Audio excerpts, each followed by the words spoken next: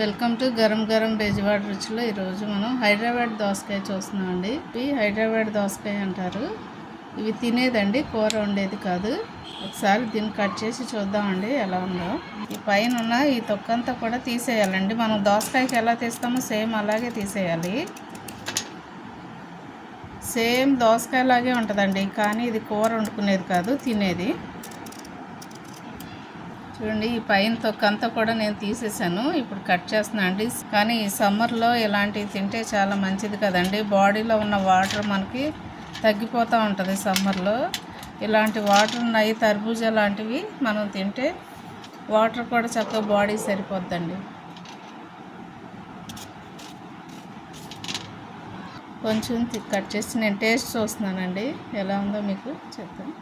ఈ స్వీట్ మాత్రం చాలా బాగుందండి, అలాగే టేస్ట్ కూడా చాలా బాగుంది. మీరు కూడా తప్పకుండా ట్రై చేయండి. Thank you.